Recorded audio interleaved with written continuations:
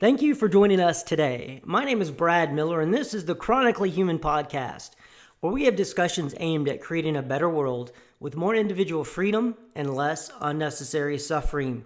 Our guest today is Max Borders. He is a former editor at the Foundation for Economic Education, the executive director at Social Evolution, and the author of the book Social SIngularity. He explains why he's optimistic about the future of freedom and how his team at Social Evolution are using technology to help create mutual aid and mutual benefit societies of the future. We go deep into the world of crypto, but we also deal with the simple idea that people who want to be free can also create a social safety net, not through government coercion, but through voluntary cooperation using cryptocurrencies and blockchain technology. I exhort and let us know what you think. Thank you, Max, for being on the show. Oh, I'm delighted. Thanks for having me. Yes, sir. Well, I have you on the show today to talk about your work with Social Evolution and to talk about the mutual aid societies or the mutual benefit societies that you guys are working on to get the word out about that, and how decentralization is an alternative, or decentralized charity is an alternative to the universal basic income and to the centralized welfare system we have. But before we dive into that, how did you come to the ideas of freedom and individualism that these projects are based upon? Gosh, it's really been a long road. I used to be the editor at an outfit called the Foundation for Economic Education, or FEE, which is a very old and well-respected organization that has transformed itself and really targets young people now. They're really the front door, I guess you could say, to these kinds of ideas, particularly in the economic sphere, but also in the ideas of individual liberty and personal responsibility. And it's sadly, I think it's certainly a well-needed organization today, but I think it needs to be doubled in size. It's just there's so many countervailing forces at work right now that are at odds with this project of human freedom, and so groups like FEE are still working on it. But prior to my work with FEE, I was involved with the Institute for Humane Studies, and it's also a fine organization for this sort of these sorts of ideas. And then before that, I did I guess I was in I guess it started when I was 16, and I consider myself a little, having graduated from this sort of thinking, but somebody handed me a copy of The Fountainhead when I was in high school, and that's what set me down the road. So I have to acknowledge that. I have to acknowledge that background and that teacher for having me set down this path. And today it looks very different. The way I think and the way I approach things is very different from even how I was imagining the world 10 years ago, but still very happy to be working at least tangentially in this space. Well, excellent. Yeah, I too had got introduced to the ideas of freedom. I was a Christian conservative, and my brother came home from college. He's like, "You've got to read this book." And his professor had given him extra credit for reading Atlas Shrugged. And so that was my entrance into the freedom world. And then from there, Murray Rothbard, Mises, Leonard Reed's from FEE, his iPencil, I think is amazing. The Law by Bastiat and all those other works. So there's a deep philosophical bench, I think, for the ideas of freedom, but implementing those ideas, I think that's where you guys come in, right? With Social Evolution, that you're actually creating alternative systems to put freedom into action. I think that's pretty accurate. I mean, one of the things that I resist, and it's nothing against individualism as a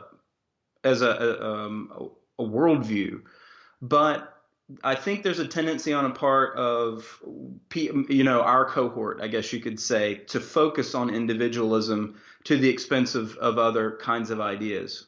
And so, one of the things that we want to do with this kind of project is to really acknowledge that community is a powerful force. You can't have community without the individuals that compose it.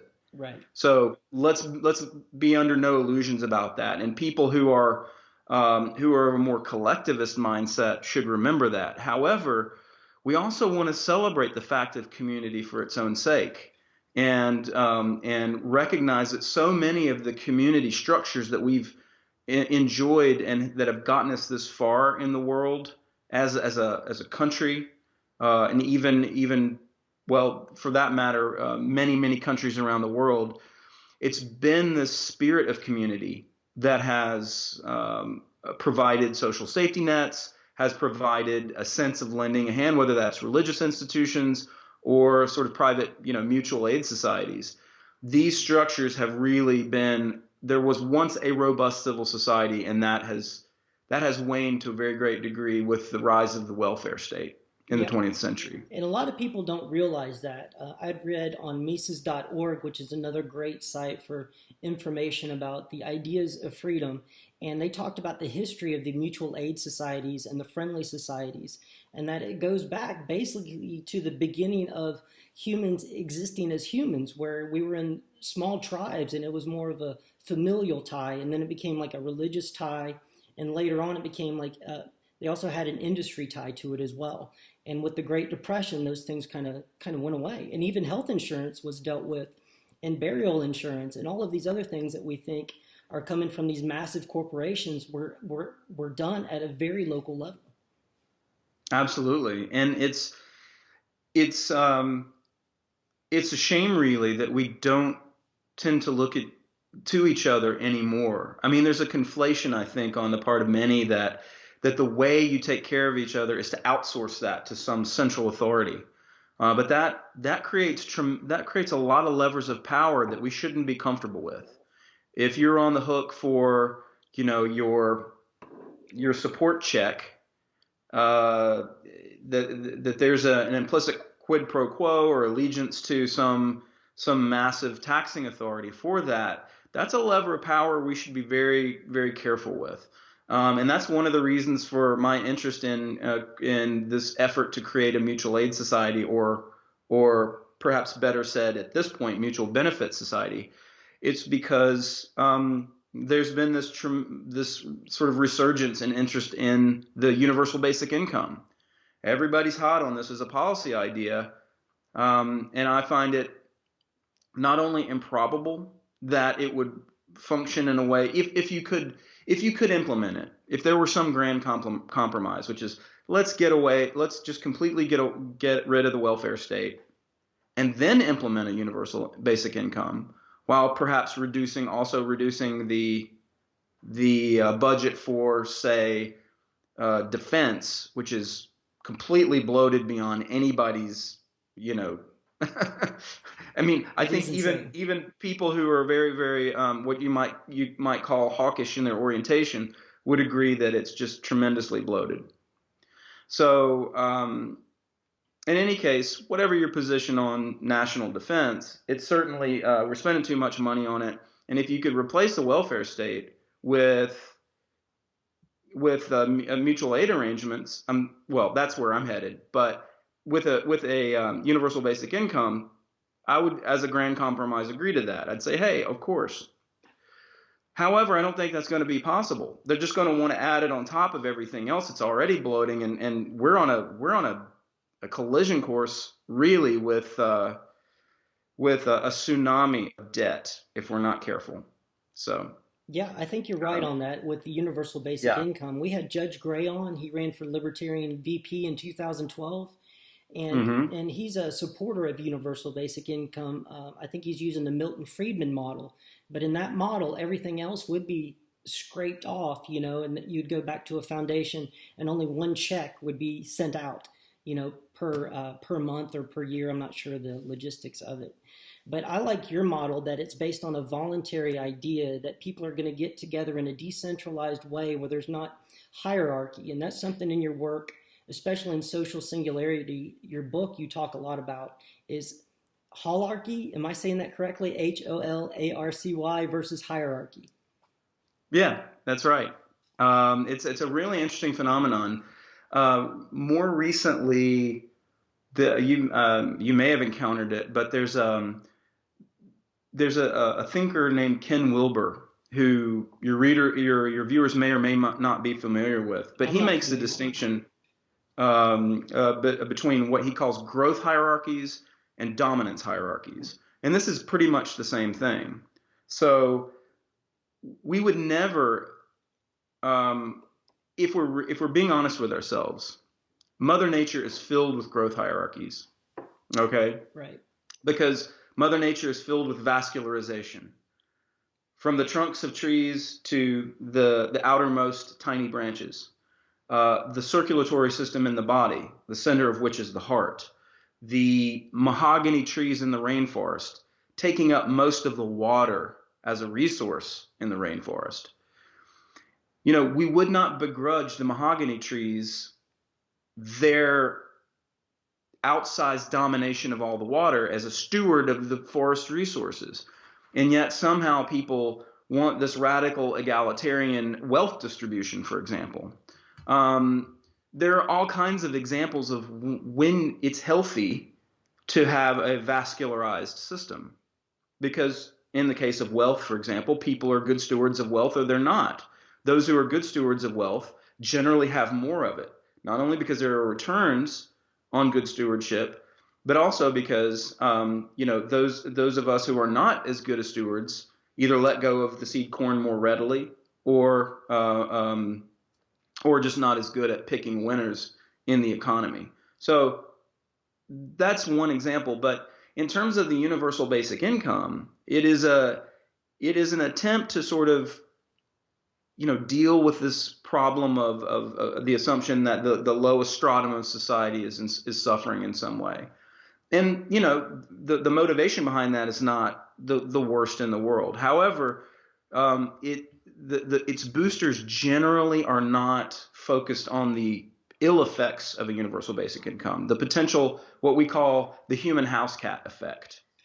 And when you have human house cats that are being paid, when you're essentially being paid to be poor, you're going to get less productivity. You're going to get less of all the good things that amount to a prosperous society, including the dignity that comes very often with work, or at least in creative, generative behaviors.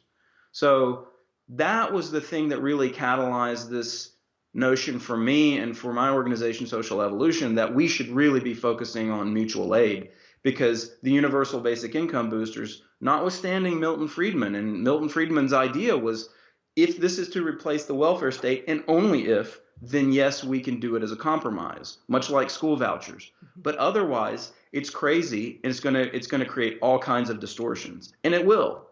So people like Andrew Wang aren't really right now thinking of it as a replacement. They're thinking of it as a layered on top of everything else, and that is massively destructive in my mind. So we need a renaissance in mutual benefit. Yeah, I like that idea of a renaissance, because it is just like the Renaissance of Italy. They were pulling from the Greek and the Roman, the classics, to revitalize art and to revitalize literature. And that's the same way to go back before the New Deal and the nanny state was created in this country, and see how people did it before. Because I think there's a huge tendency to make things overly complicated when they don't have to be, instead of trying to fix what already exists. Yeah, it's another way of, I mean, this is really an interesting point, Brad, in the following sense. And this is one of the things that I guess over my years as someone who's concerned with human freedom, I've really come to see the benefit of. And it is not meant to be at odds with any sort of freedom philosophy, rather complementary to it. But I try to think about the best of what people who have alternative worldviews, or want worldviews that are different from mine, what is the best that they have to say, and what are their deepest concerns? And one of those is an ethic of care. Okay, people on the left, for example, are motivated deeply by an ethic of care and a concept of fairness that may or may not work, namely fairness and equal outcomes rather than fairness as proportionality. Let's just say for the moment, though, granting that ethic of care is important and is a value that we should seek to integrate. I agree. I think we should integrate that value, and we should return it to where it belongs, which is the breast of the individual and centered in community, rather than outsourcing it to some distant authority and calling it care and calling it a day, which it is most certainly not. It requires care, requires your continuous engagement, your continuous vigilance, and your continuous responsibility. I think if we look at everything as the government ought to do something, then we don't really get to instantiate the ethic of care as we should, and as those, say, liberal progressives are right about.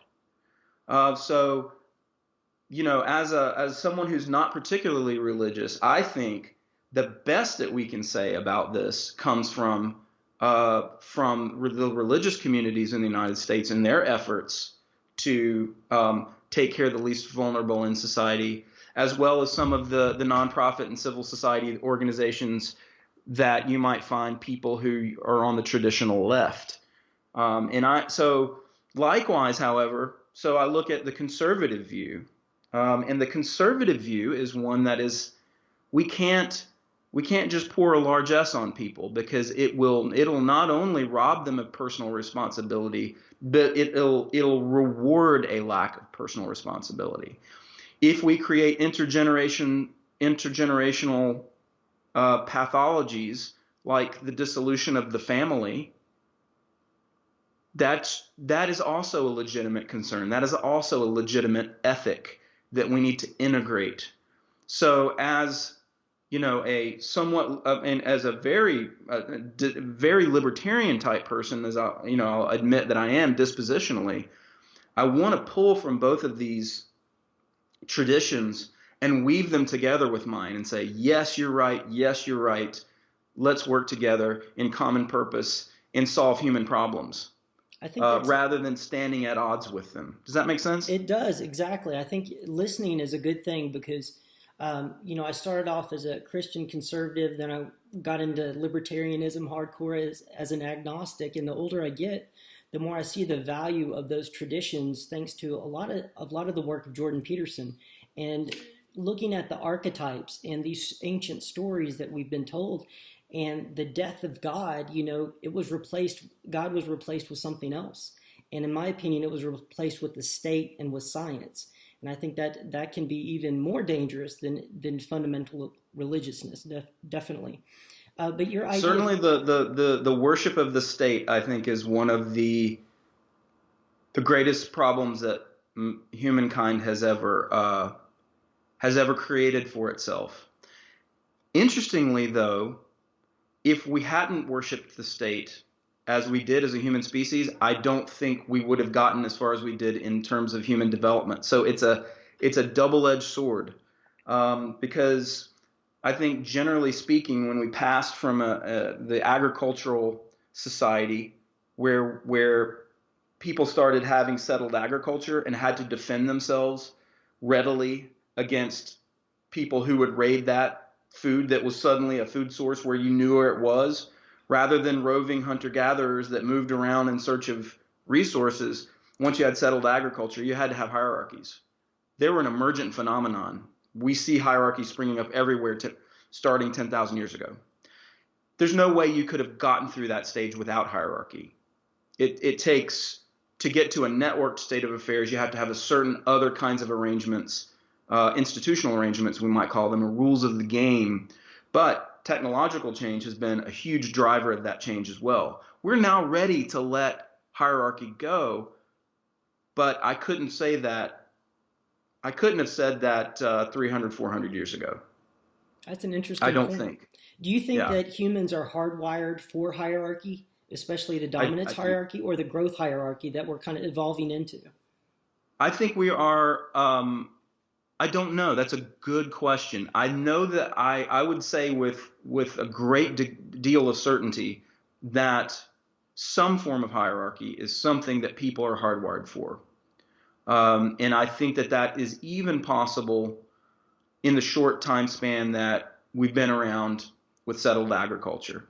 It's either a really, really profound and deep way of thinking socially that has been passed down, or it's hardwired in us. And I actually think it might be hardwired in us. And I think the left and So right paradigm as well, I think there's a biological component as well to that. yeah, me too. I mean, I think it's really difficult if you have a leader who is fierce, who is clever, who can bring enemies to heel that would otherwise take your resources, and you identify in that person that leadership potential, it would have been disastrous for us as for any of us as a population not to rally around that person and that expertise.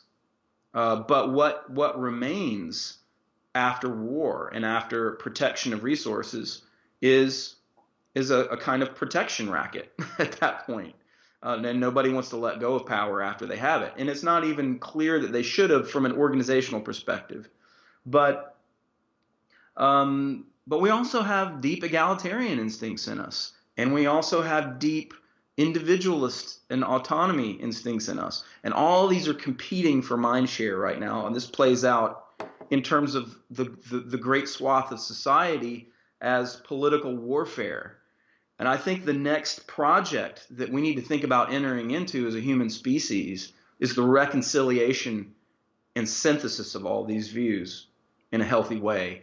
And of course, growth hierarchies allow for a great measure of that synthesis and reconciliation, despite the fact that it's not purely equal. Well, I think that's a great point about the synthesis of bringing together. I have a concept called future friends of freedom, where when you talk to somebody who's a socialist, or they're not a socialist, they espouse socialism or support it at this time, that there is a bridge from where they're at to where liberty is.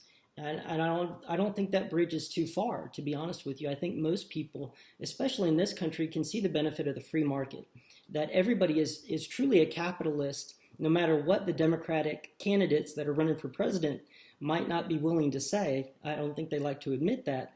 But if you believe that you own yourself, and I think that's a deep issue for folks, that it's self-ownership, and that if you believe that, then we all are capitalists, and that there's a benefit to the system that we do have. But there are also structural issues as well. And when people talk about the universal basic income on the left, especially and the right, they don't discuss the Federal Reserve. They don't discuss the warfare state. They don't discuss the war on drugs, which has been absolutely destructive on the fabric of society. That's absolutely right. I mean, some of these are, I think, inroads to interesting conversations. I was talking with my girlfriend the other day. My girlfriend is one who does not share my deepest sensibilities politically. But we were talking about the interesting phenomenon of this guy, Van Jones, who is a very, very outspoken liberal progressive. He's a good-looking guy. He is personality plus on television. And over the last couple of years, he's made criminal justice reform one of his big issues. And it turns out he found common cause with none other than the Charles Koch Institute, right? And some of the certain state level governors and legislatures that were pretty far right, and maybe they were motivated by different reasons than Van Jones was, and I'm not totally persuaded they were, because it goes against the narrative that all the people on the right are just racist and want to lock up all the black people and all this kind of stuff, which you frequently hear. But I think some of the law and order conservatives are having a change of heart in this way, and this is based probably on to some degree on budgetary considerations, but also the inhumanity of staying in prison for 20 years because you had a bag of pot. I think everybody is starting to see that, and not only that prohibition doesn't work, it didn't work in the time of Tommy guns, and it's not working now, right? So it doesn't matter what the prohibition is. You're going to create black markets and violence. So let's just stop doing that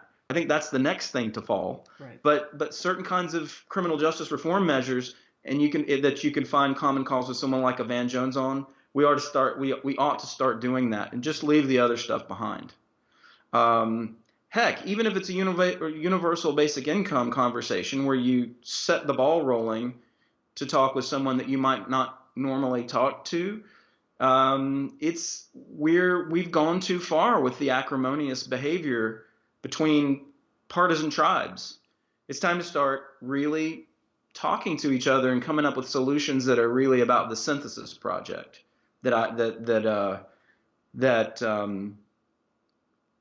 I guess the best way of saying it is find ways that integrate all our values to a degree that we can not compromise, but even better. I think, yeah, Just I think come up with everybody, solutions. yeah, as a point of growth for everybody on both sides, because I think the left and the right, they need each other much more than they think, because that kind of makes a whole human. You know, if you have the progressive tendencies and then you have the conservative, and it's like the wheel of time. At one time, different things are moving in different directions, but at the same time, to destroy everything that's happened beforehand is super dangerous and has led to some devastating results. And like the 1917 Russian Revolution is one example, and Mao's Great Leap Forward. And so I think that's what scares a lot of people when the progressives do start talking about this kind of stuff. But I do think, I'm glad you brought up criminal justice reform. We had Jason Pye from FreedomWorks on one of our episodes, and he discussed in depth working across the aisle and talking to people about a common cause. And I think the mutual aid societies are another common cause, because you can agree on the outset, I agree that some people will need help in life. And how do we go about that, I think, is the next discussion. And that's what you guys are working on. Well, I think most of your viewers would agree that it's not just government power we should be worried about. Although I think people with the guns in the jails are the most powerful and the ones we should have more concern about. I mean, human history is littered with the bodies of dissenters, with the bodies of people in war, with genocides and so on. And these were caused by states. So yes, we should worry about the state, but we should also worry about the outsized power of corporations. And I don't mean to say that corporations are inherently bad, as some progressives might, because the corporation, such as it is right now, is a way of getting people to collaborate effectively for a common purpose. And that could be a nonprofit, it could be a for-profit, it could be whatever. But with technology and with new kinds of social operating systems like holacracy, like self-management from Morningstar, and really just sort of injecting new thinking in DAOs and DACs, distributed autonomous organizations like we're building for the purposes of mutual benefit. These kinds of efforts are going to change the game in such a way that they reorient our sense of what is possible in terms of governance for society and in terms of governing within organizations. So, for example, we can imagine with sufficient, we call them social operating systems within an organization, we can have cooperatives now where the profits are shared much, much more evenly, not completely evenly, but as a growth hierarchy, right? Within a holonic organization, that your contribution, the remuneration you receive from what you contribute is more in line with the contribution you make.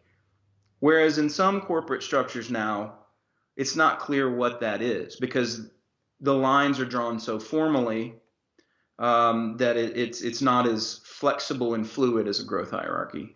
So these structures, strangely, I think, are going to show the way, because people are going to be in them and operating in them, and they're going to start going, wait a minute, does this scale to the level of society? And if so, why aren't we using it?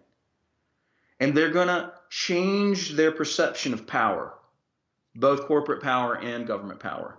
But we've got to have a lot of working examples of this before we start seeing mass movements ready to adopt it as a new social operating system.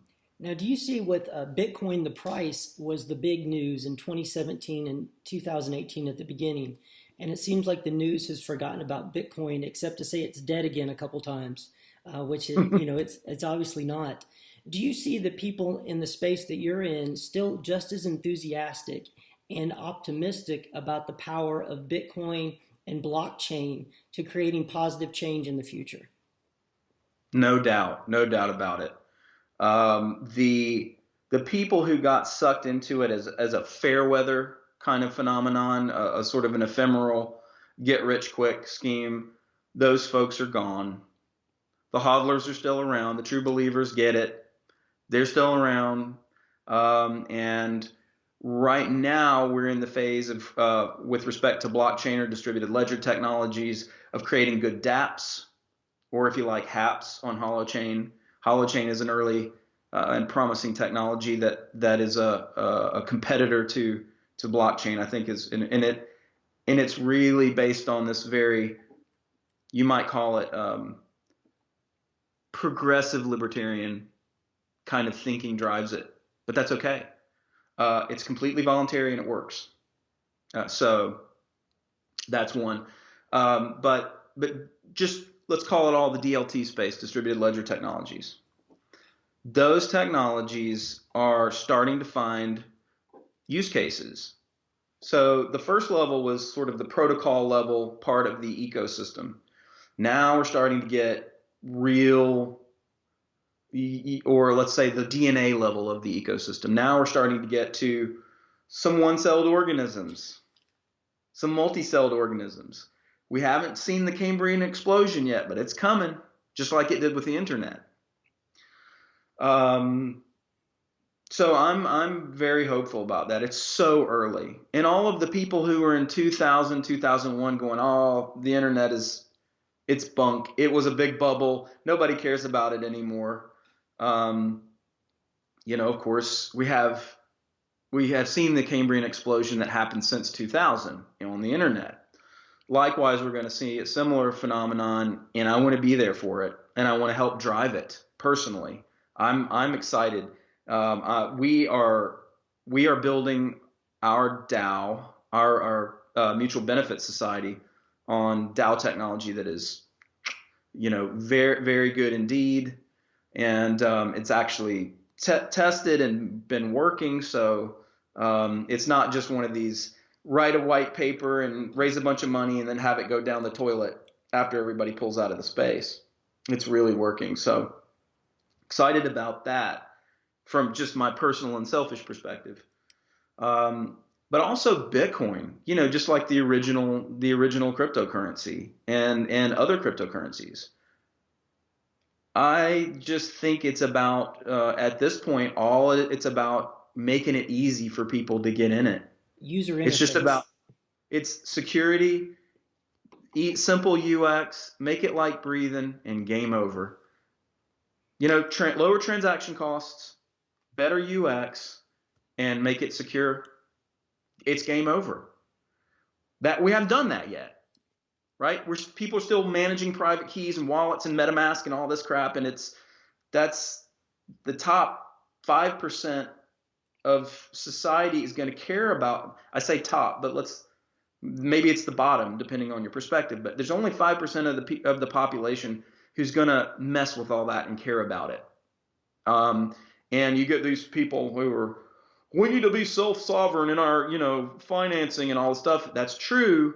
But if you want mass adoption, if you want to change the paradigm, you got to make it convenient for people. You got to make it like breathing. Like, I want to be able to get there and make it as easy as like finding a date. Swipe left or swipe right. That's what's going to get people, particularly in the developing world. Those folks need it most because they're inflating their currencies through the roof, and they're desperate people, like in Venezuela, for example. Exactly. Yeah, that's a real use case for cryptocurrency, and I think we might see the same thing eventually in this country if we're not able to stem the tide on the deficit spending. Well, and we've got to see another recession soon. So what are they going to do when a recession starts? Print that money, print that money, print that money. I want to be holding some crypto when that happens, because you got to go somewhere, right? It's either gold or crypto, or sadly, housing. I don't think housing is where you want to be, because we're seeing too many parallels with 2007 and 8 right now. I'm So starting to see HUD signs crop up around where I live. So, that was kind of the first sign that something maybe not is quite right with the economy. So, I used to be a banker for 13 years, and so I was in the middle of that mess. And I can see parallels definitely building everywhere and prices going up. And, how long can that last? I have never seen a better effort of spin than blaming Wall Street for the problems that the government created than the 2007 2008 crash. But Satoshi Nakamoto knew the truth. He wrote that in his white Um, paper, yeah, that it was an alternative to the current fractional reserve banking system, yeah. which is I think is going to be the best use case for it eventually. But right now, you're talking about the blockchain and different use cases. We had Dr. Leah Houston on, and she has an organization, HPEC.io, and they help doctors put their credentials on the blockchain, so they own those like in a crypto wallet type deal. And so they're able to move around and actually own their credentials instead of having a third party hold them for them. So I think that, Hmm. like you're right, there are real use cases happening right now. Now, specifically about your mutual aid society or mutual benefit society, your DAO. Hmm. Can you describe a DAO and how that works for folks who've never heard of one? Sure. Um, I can go general to specific or the other way around. So let me just talk about in general terms first. You know, a DAO is a funny thing in that it is got many different ways you can build it and structure it. But the most common one is to think of it as, okay, we've got a group of people, and that group of people has a mission. But to say that we're decentralized, we mean we don't want to have bosses making decisions and running it on our behalf. We want to be able to collaborate at scale, meaning with lots of people, without somebody with the hubris to try to make decisions on everyone's behalf and screw it up. And that's called centralization, right? Right. We're familiar with it. Washington, D.C. is a great example, but also some, crappier CEOs of the world who think that they're making really great decisions on behalf of the whole organization, and and that's questionable. For example, the guy who took over Sears and ran it into the ground.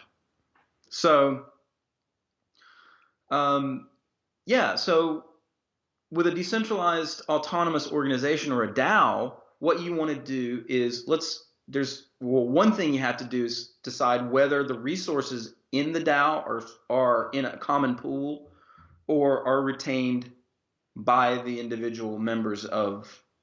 And so that decision right there makes things really interesting, and that's a rabbit hole I could go down. But right now, let's just say it's a common pool of resources. We want to share it, but we want the governance of it to be done in a decentralized way.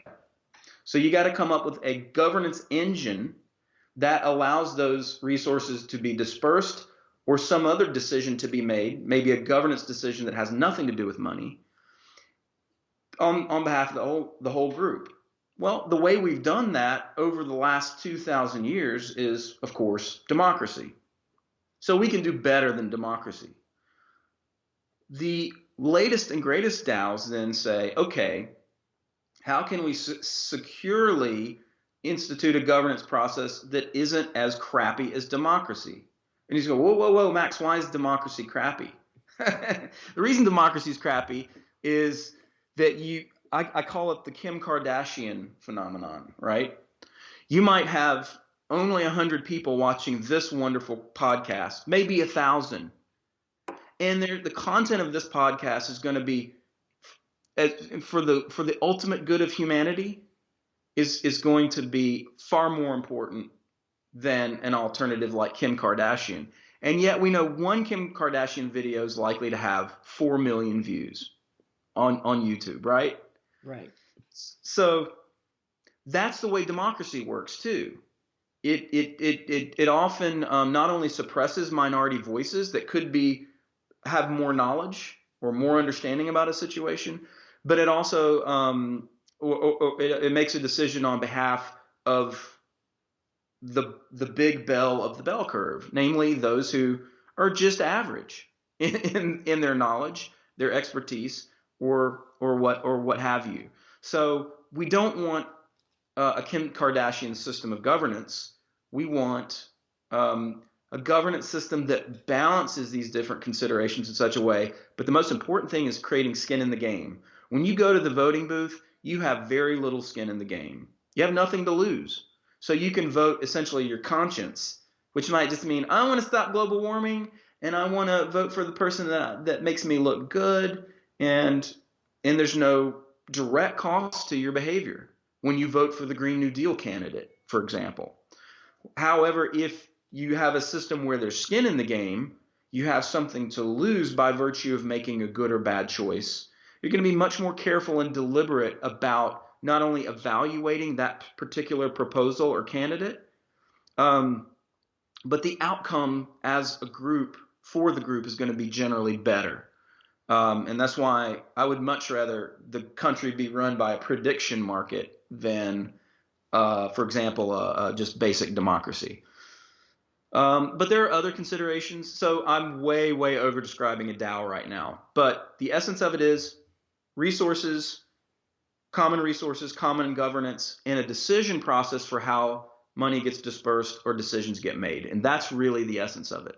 Are those decisions being made? Is that an algorithm, or is that a jury pool, or is that just a select number? Is it like a rotating number of people that vote on it, or is that really at the discretion of the person creating the DAO or organization? All of those governance protocols are at the discretion of the person creating the DAO. But the thing you want to do is be as inclusive as possible, because if you're a member of a community, you want to be able to participate relatively equally with other people. You don't want people to be able to buy votes, because that's kind of the system we have now, and it doesn't work very well. You want the algorithm is designed to facilitate the governance process, not to do the governance for you. I think that's an important point. Yeah, that would be artificial intelligence running the world, and we don't want that. Right. We want collective intelligence to make unitary decisions on behalf of groups, right? But there are other ways to do it too. There's a phenomenon called dominant assurance contracts, which, if you think about, this was devised by a fellow, Alex Tabarrok, who writes for Marginal Revolution blog. He actually came up with this idea, and it's an improvement on the assurance contract, which is essentially a Kickstarter-like way of making a decision. If we all contribute enough, then the thing passes. I say to myself, if everybody else chips in this much, then I will chip in. Then I will chip in. So there's a sort of escrow, and if enough people chip in, then the thing happens, and it solves the public goods problem. Because people have skin in the game, and they're going to be affected by that choice, and they can see if they vote with their dollar to something that's not going to work or doesn't get the funding, then they're more likely to vote their dollar towards something that is going to work, it looks like. Right on. That's right. And this means basically that if you have some sort of what we would traditionally think of a public good, you can have private provision of it. People used to think that there was no mechanism for private provision of public goods, but now there is. And Alex Tabarrok is one of the ones to thank for that. But there are all kinds of models for how you govern common resources. And there are situations where you got to do that. It's unavoidable. So even the most ardent anarchist is going to acknowledge sometimes that there are things that we do in common, decisions that need to be made on behalf of the whole group. Um, and so the reconciliation of individualism with, the needs of the many happens through the programmable incentives of the blockchain. There are just so many new governance structures that are being created right now that it's a wonderland of innovation, and it's not even hit us yet.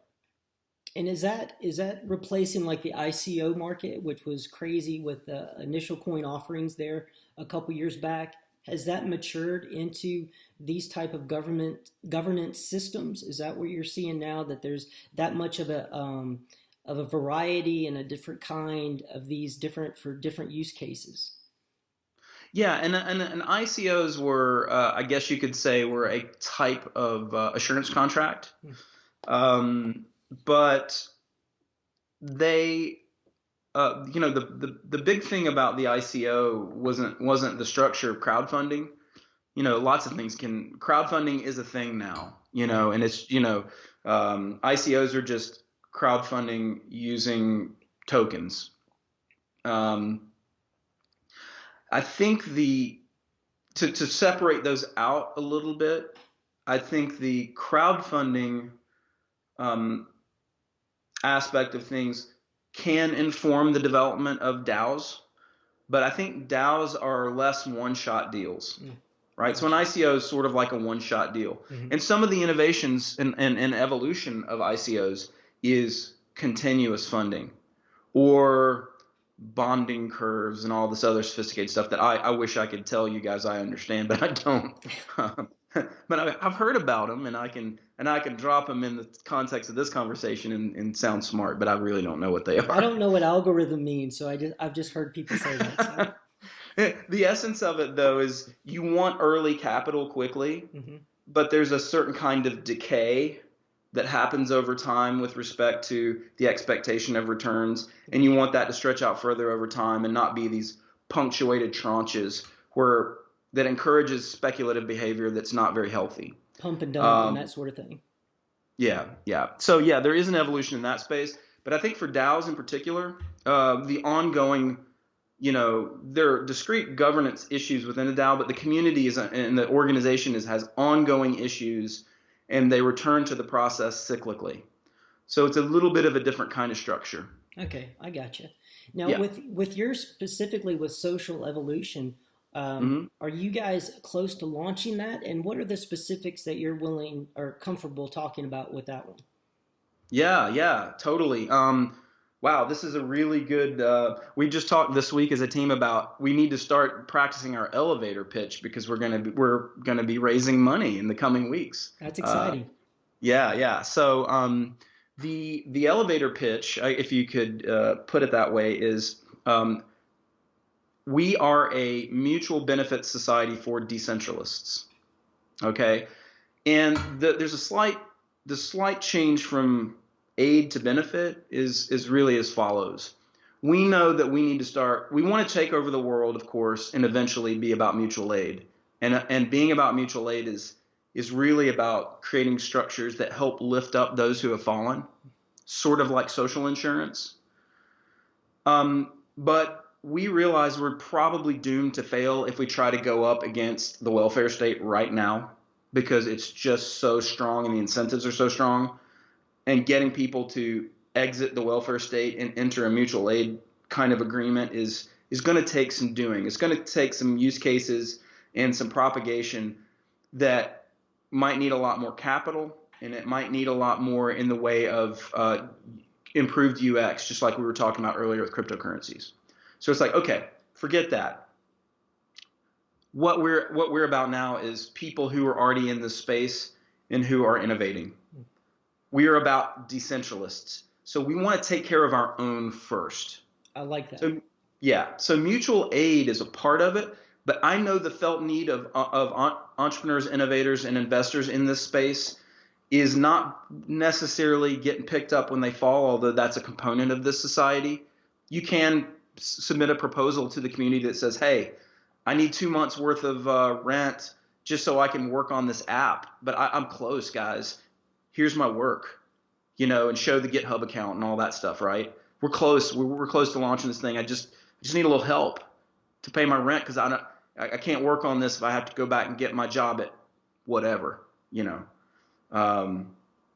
So that's a part of it. But the benefit part is we really think the community is going to get behind high impact people and projects that are going to drive the decentralization space, that are going to drive forward this Cambrian explosion. So it functions like a self-organizing social impact fund. Even if you get rejected, your proposal gets rejected by the community at first, it's going to be in a loving way, because the community is going to say, well, here's how you make it better. Or here's how you can go back to the drawing board. Come back in 2 months after you've done some revisions and you might get this, right? So it's not just about how can I get money, although that's a part of it, money for my project. It's also about how can I get feedback from some of the smartest people in the world who care about the same things I care about, and lock arms in solidarity with other people who care about underthrowing power around the world, corporate or government. So what your model is that you're trying to advocate and to help those who are already in the system or within the space to do more. Is that accurate versus a mutual aid society that would be focused on helping people within an industry or a religious context who are fallen on hard times or sick or even died and help to bury them? Yeah. And make no mistake, we want to get there, but as an hard-nosed entrepreneur, I know the best place to start is with people who get the tech and to get fully capitalized. And once we're there, once we have that, then we can start propagation networks that are more focused on mutual aid. And that proof of concept flows out of our big DAO, this first DAO.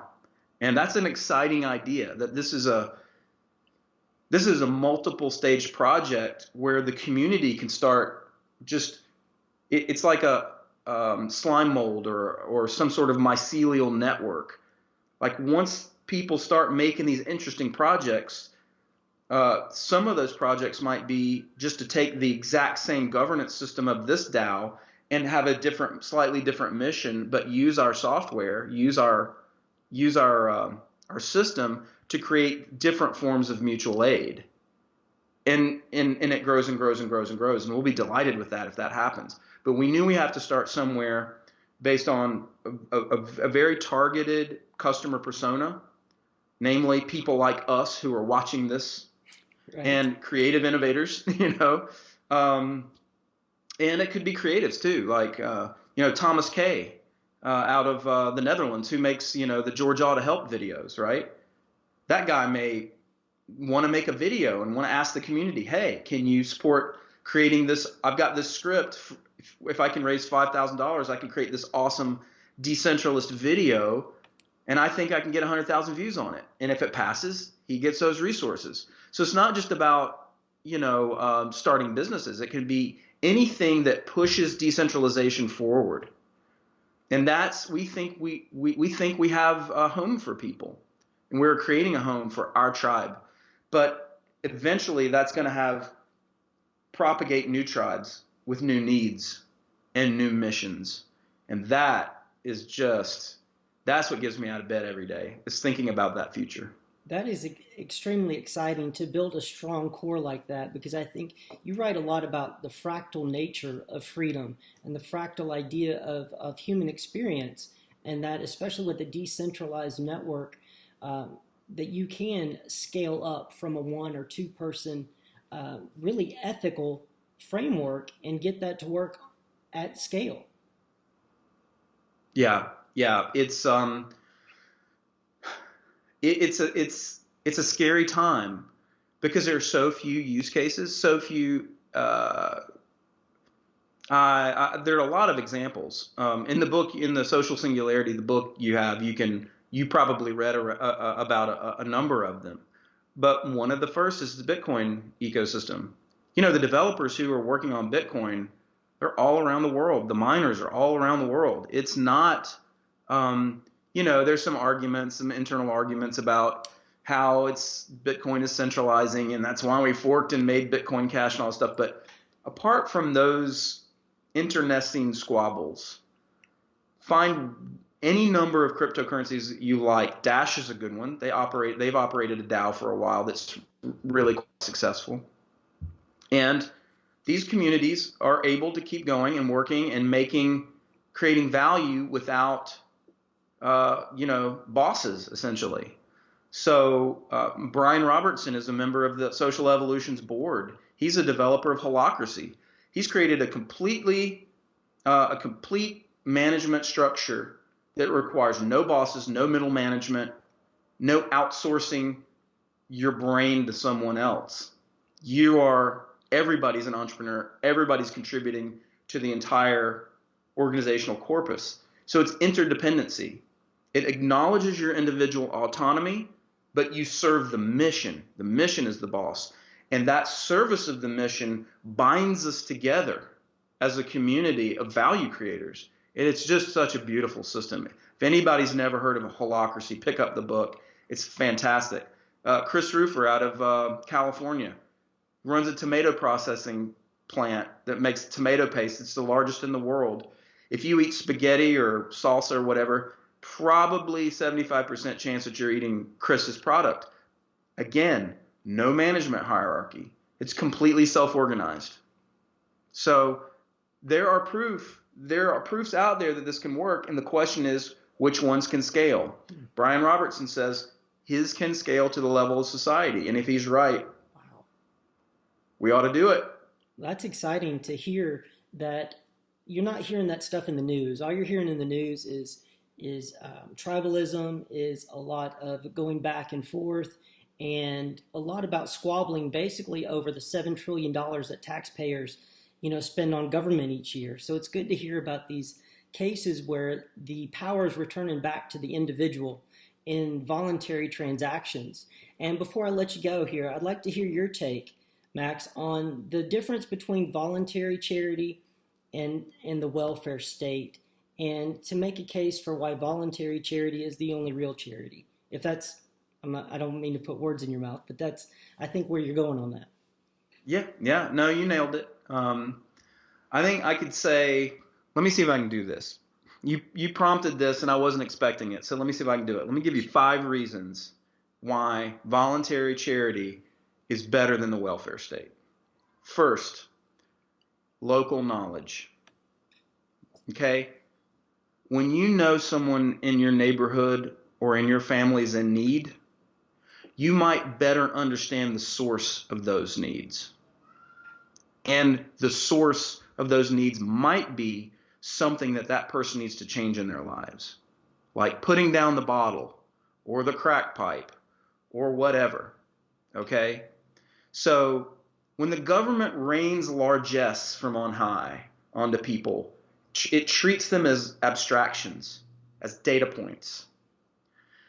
And you could be feeding people's problems rather than becoming a part of their solutions.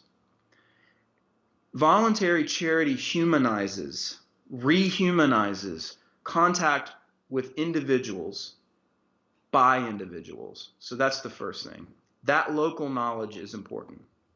Second, the welfare state destroys communities in a lot of ways.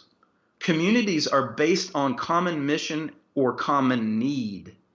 The way we get together and start talking is not just proximity and collisions on the street, although that's part of it, but it's also it can come from having a sense of solidarity around some common value set, or more importantly, a common need or acknowledgement of a need in someone for the purposes of mutual uplift.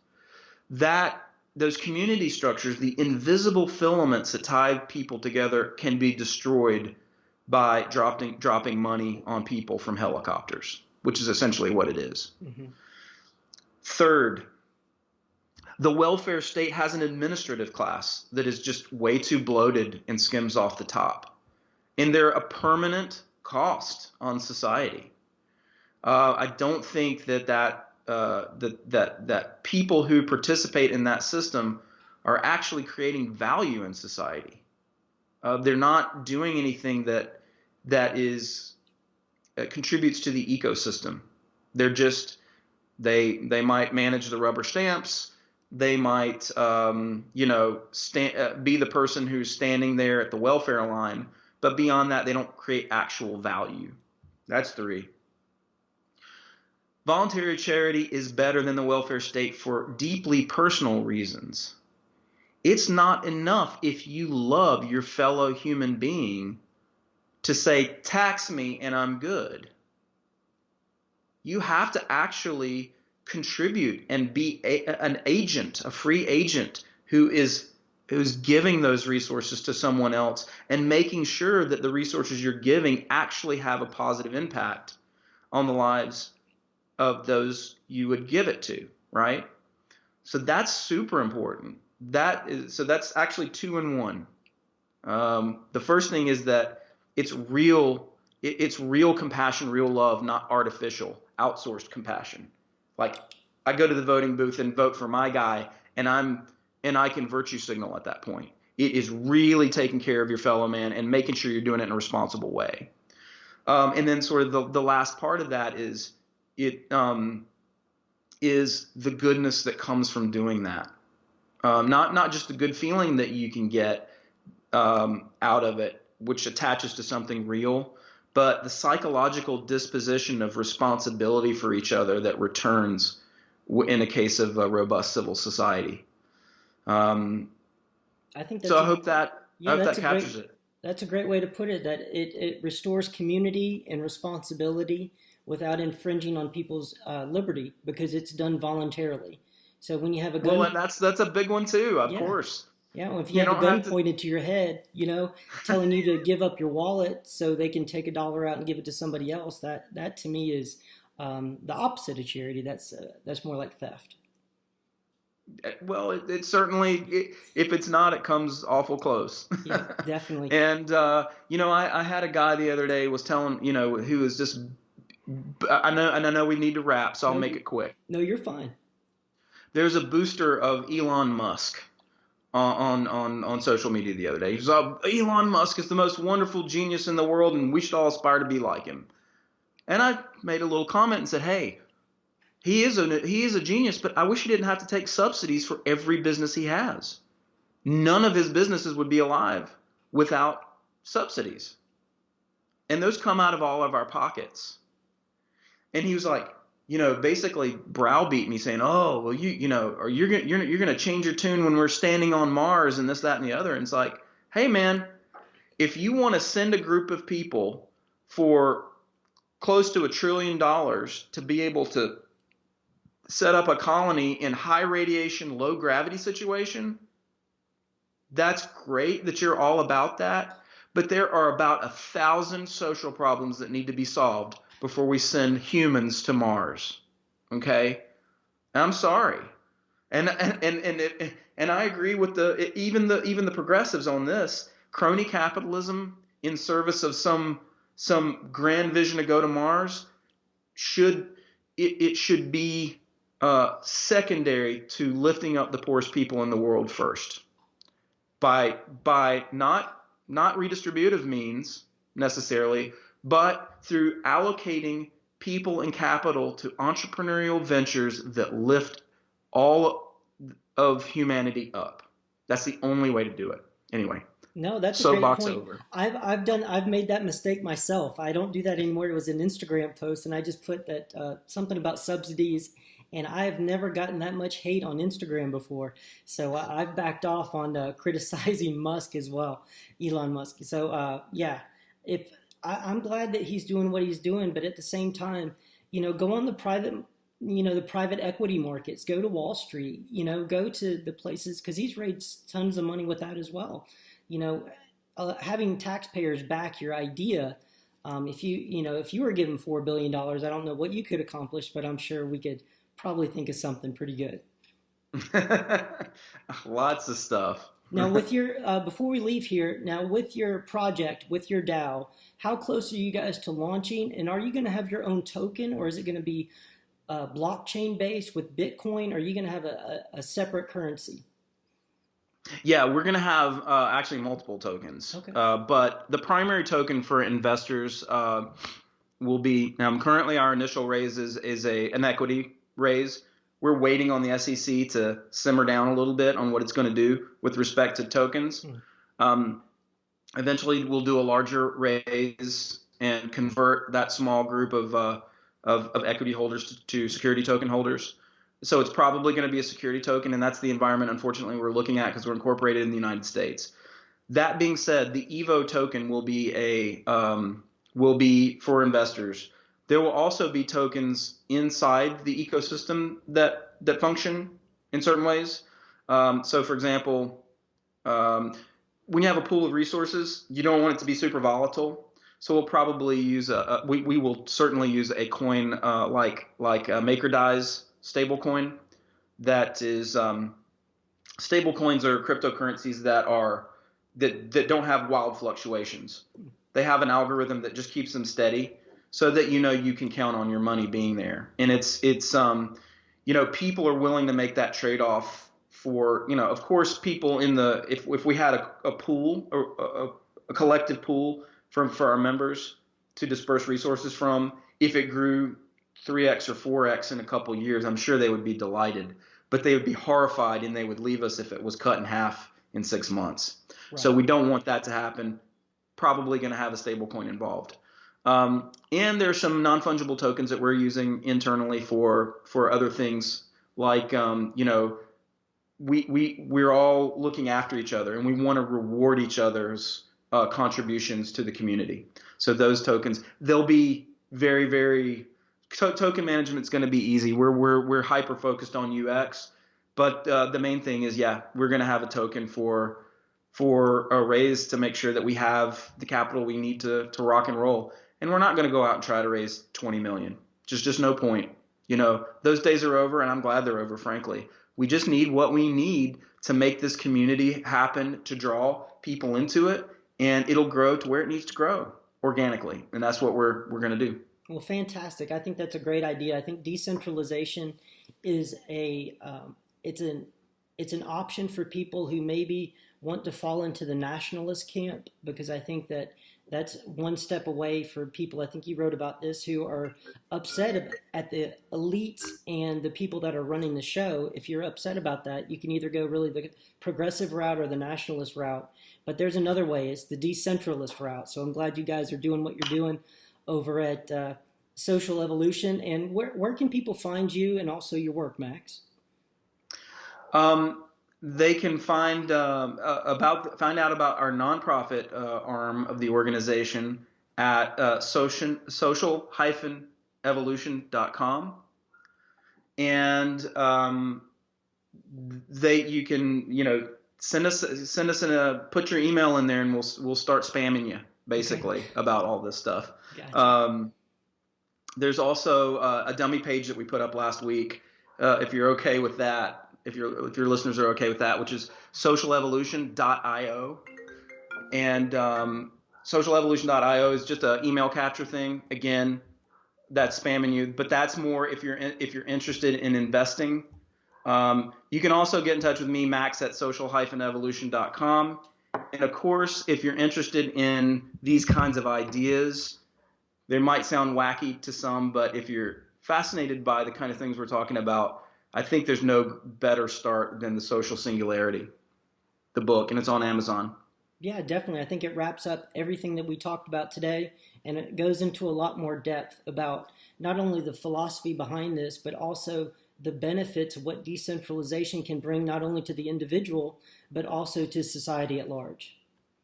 Amen. Couldn't have said it better. Well, thank you, Max, for being on the show, and thank you, everybody, for joining us today, and we will see you next time.